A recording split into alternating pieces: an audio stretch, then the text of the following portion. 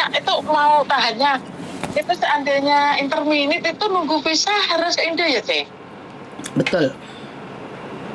Oh, seandainya nunggu di Hongkong nggak bisa ya? Lah, peraturan di Hongkong nih. Oh gitu. Ya maksudnya aku juga belum di intervini. Tapi kan aku itu ada masalah, sebetulnya bukan masalah saya sih. Tapi kan aku takut itu untuk jaga-jaga gitu loh, Cik. Maksudnya takut, Beong? Bukan masalahmu kok, kamu yang ketakutan, kekhawatiran yang berlebihan. Nah, maksudnya gini ya.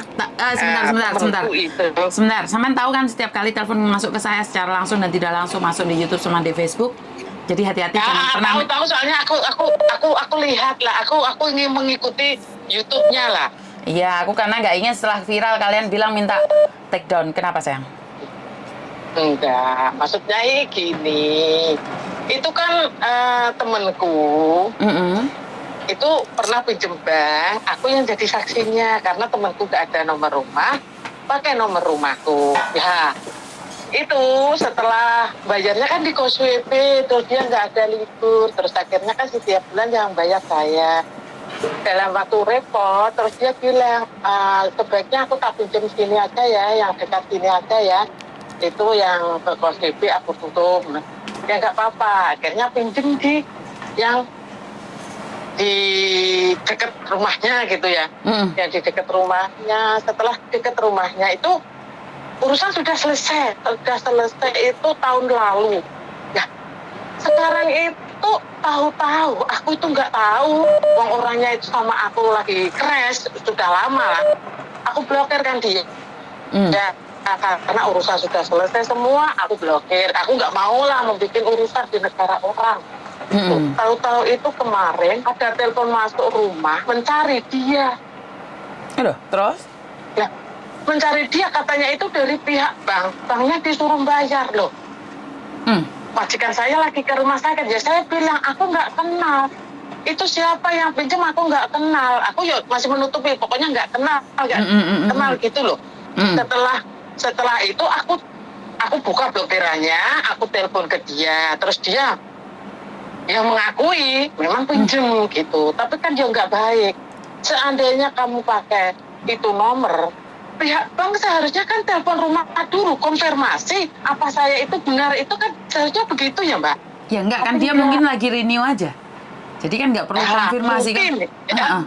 Mungkin enggak, dokumen baru kok, dia itu kan finish kontrak bulan 11. Tapi kan dia renew kan Mbak, pinjaman, utang banknya kan renew. Iya benar. Nah, terus aku telepon, terus majikan jangan angkat. Majikan mau marah-marah sama penagih, pengen ngomong sama pembantunya. Majikan bilang aku nggak punya pembantu, gitu. Soalnya yang dicari kan bukan namanya pembantunya, namanya betul. Orang lain. Betul. Nah, majikan tetap menutupi. Pokoknya majikan ngancam lah. Anak itu aku telepon, aku suruh dengerin kayak apa, majikan aku marah. Nah, akhirnya kan terus dia, aku juga nggak mau mengasih masalah majikan, aku juga kasihan ya sama majikan gitu. Akhirnya aku pinjemin uang, Mbak sekarang gini aja, Mbak naiklah ke rumahku sini, aku kasih di dalam sepatu, kamu ambil, terus pokoknya hari ini harus kamu bayar supaya tidak ada telepon masuk di rumah. Kasihan majikanku, aku bukan kasihan padamu, tapi aku kasihan sama majikan. Terus, oke lah Mbak, makasih lah. Setelah sudah beres, aku bilang, lah kamu mau bayar bank itu ada uang dari mana? Aku mau dibayar utang teman. Kapan? Besok. Oke, besok kembalikan ya sama saya. Iya. Besok hampir seminggu ini kembali, malah saya diblokir. Nah, otomatis kalau saya sudah diblokir kan dia nggak mau membayar, dan pihak bank pasti telepon lagi ke sini. Itu yang akan saya hadapi. Nah, mungkin di situ aku harus ngomong jujur sama majikan, dan intinya kalau aku diintervenit ya gimana tuh, aku bisa cari majikan lagi nggak gitu. Masalahnya itu. Oke. Nah inilah yang sangat mengerikan. Kalau Samen dari awal tidak membantu dia kan nggak ada urusan sama dia. Tapi masalahnya kan Samen ada komunikasi, ada itu. Sebagai bukti kalau Samen itu sebenarnya masih ada hubungan. Dan kalau Samen tidak memberikan dia apapun, kenapa Samen harus nginjemin dia?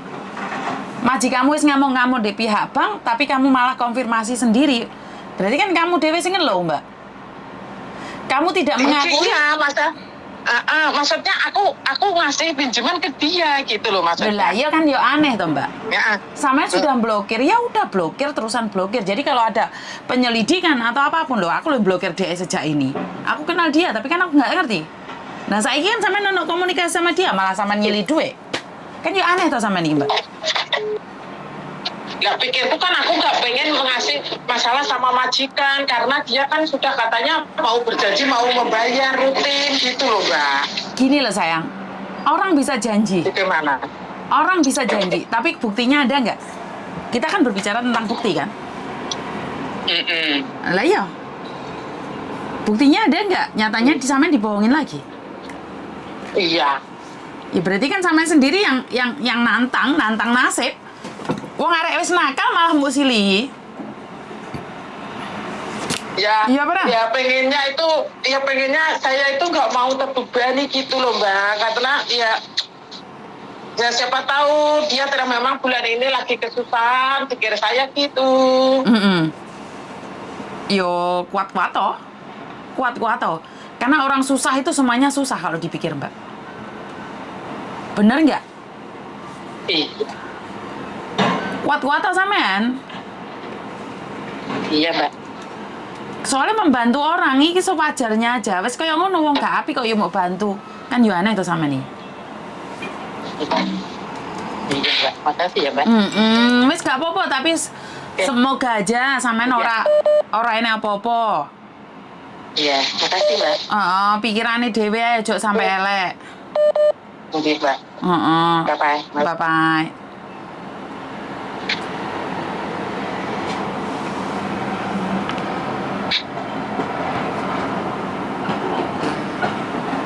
Oke, saya tidak pernah ingin berpikiran negatif ya. Tapi kalau kamu sendiri sudah tidak ada hubungan sama dia, terus kamu masih meminjamkan uang sama dia, emangnya berapa lama masalahnya akan selesai? Dia akan tetap memperalat sampean gitu loh Mbak. Aku gak kepingin sampean diperalat. Sing punya utang dia yang bingung sampean. Sampean sing ketakutan di intermini wes nyili duit malah kehilangan duit gitu loh. Nyili duit, kehilangan pekerjaan karena membantu teman. Nek temennya apik sih mending. Temannya wes nggak jelas gitu loh Mbak. Wes nyata-nyata nggak jelas. Kenapa harus berkorban demi dia? Saya sendiri berpikir bahwa pasti ada sesuatu di balik semua itu. Karena secara langsung dan tidak langsung kalau kamu sudah tidak ingin ada hubungan apa-apa lagi, Jarno, kamu masakno di majikanmu. Tapi kamu berpikir nggak kasihan pada dirimu sendiri? Karena majikan, kalau saya ditelepon yang dicari itu adalah Markona, padahal yang di rumahku adalah Markundul. Otomatis saya akan melaporkan pihak penagih itu ke polisi. Karena nama pembantu saya adalah Markona, yang dicari adalah Markundul. Benar nggak? Jadi kalian nggak usah ketakutan yang berlebihan. Kalian nggak melakukan kesalahan, nggak perlu sampai telepon dia suruh kamu pinjemin uang, itu malah mempersulit dirimu sendiri. Tapi itu semua adalah kembali padamu. Saya tidak bisa menghakimi karena kadang-kadang saya membantu ngomong sampai tarewangi tukaran, jadi ini saya tuh mempermalukan kalian, malah digawe konten komennya menyakitkan, membuli semua. Padahal kan saya tidak pernah mengatakan ayo buliin wong iki, saya tidak pernah berkata seperti itu loh. Jadi kalau kalian teleponnya saya terus dibully sama netizen dan komplainnya ke tetangga sebelah, kan lucu sama nih Mbak. Seharusnya kalau memang konten itu ada yang nggak benar, silakan telepon ke saya. Nyatakan, Miss Yuni, apa yang dikatakan oleh netizen itu nggak benar lah. Kamu komplainnya sama tetangga sebelah, yuk gak masuk bro. Itu alirannya sudah beda. Karena aliran dia itu sangat bagus sekali, saya itu ecek-ecek. Jadi dia itu orang terkenal, orang hebat. Jadi saya itu ya apa ya? Ora usah dibanding-banding nih sampai dhewe engko sing loro ati. Saya pribadi saya tetap pada tujuan awal di mana menurut pendapat saya adalah netizen hater itu adalah satu reminding buat saya agar saya itu lebih berhati-hati dalam setiap tindakan. Cuman kalian telepon saya Terus saya kasih nasihat, habis itu sampean ngengkel, saya lempar ke media sosial, dan di media sosial itu tanggapan orang kan bermacam-macam, ada yang membuli, ada yang mendukung, ada yang menjatuhkan, ada yang mengangkat. Itu kan kembali lagi pada netizen. Jadi daya tangkap netizen kan macam-macam. Dan ingat satu hal, curhat sama saya bukan masalahnya pasti selesai. Begitu juga kalau kalian datang ke dokter itu tidak bisa menjanjikan sembuh loh. Dikasih obat pun tidak menjanjikan kesembuhan loh. Dokter itu cuma bilang, ini diminum 3 kali, sehari 3 kali. Ini 1 kali. Biar cepat sembuh. Biar cepat sembuh. Tidak memberikan janji pasti sembuh. Begitu juga dengan kalian telepon saya, SMS saya, bertanya, apakah pasti sembuh? Ya enggak. Apakah pasti selesai masalahnya? Ya enggak, no. Jadi kan saya tidak pernah menjanjikan bahwa cari saya itu masalah pasti selesai. Tapi kalau kalian hanya ingin melepaskan apa yang ada dalam pikiran Anda, rasa takut yang selama ini tidak bisa kalian sampaikan pada siapapun karena saya tidak kenal Anda, mari datang ke saya sekedar berbicara. Kalau tidak punya tempat tinggal, kalau tidak punya makan, di rumah saya ada. Kalau kalian liburan nggak ada tempat libur, atau kalian tidak ada makan, bahkan nggak ada uang buat naik transportasi, pinjem mau sopo tak balik, no. Yang penting kamu benar-benar membutuhkan. Ojo ngapusi, karena saya mendapatkan beberapa uang ini ya buat kalian yang membutuhkan bantuan. Jadi jangan pura-pura sakit tapi sebenarnya kalian tidak apa-apa. Ngerti nggak? Jangan pura-pura kalian tuh kecewa tapi sebenarnya kalian nggak apa-apa, cuman ngetes ombak sama saya. Terus mari ngono, setelah videonya saya lempar keluar, terus ngomong jarene, saya menyesal mencari Miss Yuni, saya niatnya cuman main saja, dibuatnya konten dan kontennya komennya semua membuli. Jadi gini loh, apa yang saya ingin katakan adalah tidak ada seorang pun yang bisa mengontrol pikiran orang lain. Yang perlu kita kontrol adalah pikiran kita sendiri. Bagaimana kita bereaksi atas semua keadaan. Kalau reaksi kita bagus, apa yang orang katakan itu adalah sebagai masukan. Jadi kalau kamu malah mencari pelampiasan ke tempat lain, malah curhat ke tempat lain dan menjelek-jelekan saya, kan orang lain malah guyu tuh, Mbak. Iya. Jadi memang ada masalah dengan saya, kita bertemu secara baik-baik, sudah dewasa, kita bukan anak kecil. Jangan cari perlindungan di tempat lain. Aku itu nggak akan marah kok. Ada beberapa orang yang tinggal di rumah saya tanya sama mereka, saya tuh tidak pernah menyuruh mereka nyapu, ngepel, cuciin piring, enggak. Saya tuh nggak pernah. Cuman kadang-kala pas saya serepot banget terima interviewan atau apa, itu saya minta tolong sama mereka. Tapi secara langsung dan tidak langsung saya itu tidak pernah menuntut kalian untuk bersih-bersih rumah di rumah saya. Cuman kan aturannya tahu sendiri. Saya memberikan tempat tinggal gratis. Ya setidaknya kalau saya ada piring kotor ya cuci. No, itu menurut saya adalah common sense. Jadi bukan karena saya meminta kalian untuk membantu mencuci, karena saya memberikan tempat tinggal pada kalian, ya common sense. Saya tidak menarik uang sama sekali, listrik, air, atau apapun, ya common sense menurut pendapat saya. Setuju nggak? Jadi kalau di agent kan kalian bayar. Jadi kalau agent kan tidak berhak nyuruh-nyuruh kalian. Di boarding house juga nggak berhak itu ibu kosnya nyuruh-nyuruh kamu nyapu, ngepel. Tapi kalau di tempat saya kan memang gratis, ya tahu aturan gitu loh, Mbak, tahu adat dan sopan santun. Bukan berarti saya memberikan tempat tinggal gratis terus kalian seenaknya sendiri jak-jakan di rumah, pulang jam 11, jam 12. Akhirnya saya yang harus bukain pintu pada kalian. Itu menurut saya adalah over ya. Saya sudah tidak menerima uang, terus saya harus menjaga kalian jam 11 malam, jam 12 malam belum pulang. Saya harus nunggu, kan nggak mungkin saya kasih kalian kunci. Bener nggak? Kalian numpang di situ kan cuman sehari 2 hari atau seminggu 2 minggu. Jadi ya saya minta pengertiannya saja.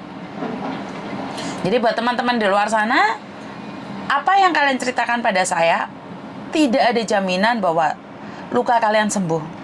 Tidak ada jaminan bahwa apa yang saya katakan itu menjadi solusi yang terbaik buat kalian. Tapi saya ingin berkata bahwa jika kalian merasa sendiri, jika kalian merasa sepi dan kalian membutuhkan tempat, kalian membutuhkan teman hanya untuk berbicara, silahkan cari saya. Kapanpun dan dimanapun, selagi saya masih ada waktu, saya akan mencoba yang terbaik untuk memberikan waktu saya pada Anda. Dan ini adalah pengabdian saya pada diri saya pribadi untuk menyenangkan orang lain. Jadi, karena saya merasa bahwa saya itu cukup bahagia. Kebahagiaan yang saya punya itu, saya itu ingin sharing dengan orang lain gitu loh. Jika Anda sendiri tidak pernah bahagia, jika hati Anda penuh luka, terus kalian itu jadi konsultan, itu sama dengan orang ngasih cek kosong. Kenapa saya bilang seperti itu? Karena gimana kamu bisa memberikan orang motivasi, bagaimana kamu bisa memberikan penerangan pada orang lain kalau hatimu sendiri hancur lebur, kalau hatimu sendiri penuh luka, kalau hatimu sendiri penuh dengan amarah. Jadi bagaimana kamu bisa memberikan kebahagiaan pada orang lain? Artinya adalah apa yang dikatakan orang lain itu menurut kamu adalah persetan dengan kode etik atau apapun. Ya iya, karena dalam hatimu itu kosong. Jadi kamu itu memberikan penerangan pada orang itu seperti cek kosong. Artinya adalah nyata, kamu itu ada, nyata. Tapi dalamnya nggak ada. Jadi bagaimana kamu bisa memberikan kebahagiaan orang lain? Bagaimana kamu bisa memberikan penerangan pada orang lain? Sementara dalamanmu kosong. Kosong bukan berarti kamu itu bodoh, enggak. Kosong dalam artian adalah kebahagiaanmu nggak ada. Dimana persetan dengan nilai kemanusiaan, persetan dengan ini, dengan itu. Ya karena kata-katamu penuh dengan setan. Jadi hatimu, rasa empatimu ya hancur lebur. Jadi kamu itu coba untuk menggesek semuanya. Bagaimana kamu bisa memberikan kebahagiaan pada orang lain, sementara kamu tidak pernah bahagia? Kamu itu seperti cek kosong. Ada keberadaannya, omongannya ada, dalemannya kopong. Kenapa? Saat dicairkan nggak ada. Isinya marah-marah terus. Dan saya mencoba, saya bukan cek yang penuh isinya, tapi saya bahagia dan itu saya ingin berbagi. Yo ojo aku iki diserempet-serempet. Bener nggak Mbak? Jadi ini karena beberapa hari ini ya, saya tuh dapat screenshotan yang banyak sekali. Katanya membuli saya, tapi nggak ono jenenge. Jadi apa yang saya sampaikan itu selalu dibahas. Saya itu tidak pernah membahas orang lain. Cuman saya ingin bilang bahwa jadilah manusia yang berguna, jadilah manusia yang bisa dipergunakan oleh orang lain, yang bisa dimanfaatkan orang lain, agar hidup ini penuh arti. Dan janganlah jadi cek kosong. Cek kosong adalah berpura-pura covernya bagus, isinya bagus, tapi tulisannya bagus, kata-katanya menarik, tapi saat dicairkan nggak ada. Saat terbentur masalah selalu bilang, saya sudah pernah ngomong dulu, saya pernah nulis dulu. Itu namanya cek kosong. Jadi ingat kata-kata saya, jangan jadi cek kosong yang memberikan kebahagiaan, memberikan penerangan, tapi dalamannya nggak ada. Itu aja dari saya. Dan buat teman-teman yang di luar sana, jangan dibenturkan saya dengan siapapun. Jadi terima kasih atas screenshotannya, terima kasih juga atas masukannya juga, terima kasih. Karena tanpa kalian saya sendiri tidak tahu. Karena saya itu tuh jarang sekali lihat media sosial. Saya itu update status, lempar, terus saya nge-like. Jadi saya tuh tidak ada waktu untuk mikirin orang lain yang berkata jelek tentang saya. Jadi saya itu memasukkan otak saya dengan vitamin-vitamin pagi di mana yang bisa memberikan pencerahan pada otak saya. Jadi biar saya itu tidak mati rasa, biar saya itu tidak hanya ada emosi bulian terhadap orang lain. Saat saya dibully, tanggapan saya seperti apa? Miss Yuni nggak kecewa? Kecewa sih iya, tapi mau gimana lagi? Kan itu hak orang lain untuk bercerita, hak orang lain untuk mengakui atau tidak tentang saya. Kenapa? Saat saya bermain media sosial, dari dulu saya tuh tidak suka orang komen saya tidak suka orang mengkritik saya. Tapi sejak saya bermain di agent saya yang lama ini, termasuk saya itu open banget, dimana semua privasi saya buka, semua media sosial saya lempar keluar, dan saya nggak tahu Instagram, saya juga main Instagram. Artinya adalah saya sudah siap gitu loh. Saya sudah siap dengan apa dan bagaimana, dan mau tidak mau dari rasa percaya diri saya ini kadang-kadang juga punya efek pada Meme, pada Koko Thomas, itu punya efek ya, termasuk pada mertua saya, atau bahkan pada cece-cece saya, pada pembantu saya, atau pada keluarga saya yang dimana ada beberapa orang yang coba menjatuhkan. Tapi itu adalah hak Anda. Saya tidak perlu melakukan pembelaan atau pembenaran karena di mata Anda 9, di mata saya 6. Jadi kalau saya memang beda, mungkin saya harus ambil posisi untuk ada di posisi Anda. Jadi sekali lagi saya minta maaf karena saya cuma manusia biasa yang mencoba belajar baik agar baik dan terbiasa baik. Itu saya. Jadi kalau ada sesuatu yang nggak benar, yang nggak baik, atau menurut pandangan Anda kurang baik, ya silahkan tinggalkan sarannya, kritiknya pada saya. Dan saya cuma punya satu kata bahwa hidup ini tidak adil. Tapi ingat, tidak adil bagi kita, mungkin adil bagi orang lain. Adil bagi kita, mungkin tidak adil bagi orang lain. Tapi kita harus memandang juga dari sudut pandang agama dan Tuhan. Tuhan sudah punya rencana atas hidup kita. Jadi, no comment tentang hidup ini. Tentang hidup ini, daripada saya fokus dengan ketidakadilan yang saya lihat, kenapa saya tidak fokus dengan kebaikan yang ada, kebaikan yang Tuhan berikan pada saya. Terima kasih. Saya tahu hidup ini membutuhkan cuan, tapi kalau Anda terlalu memburu cuan, maka rasa itu tidak ada. Tapi kalau kamu tidak ada cuan, kamu tidak bisa membeli rasa ini. Jadi rasa stroberi, rasa mie goreng, rasa apapun ya maksud saya. Jadi buat teman-teman di luar sana, sukses selalu. Jadilah hidup yang berguna buat orang lain. Jangan jadi cek kosong seolah-olah kamu ada, tapi sebenarnya kamu tidak pernah ada. Itu aja dari saya. Kurang lebihnya saya minta maaf. Dan wassalamualaikum warahmatullahi wabarakatuh. Berkat Tuhan mengalir atas hidup kita semua. Semoga semua makhluk hidup bahagia. Dan terima kasih. Bye-bye.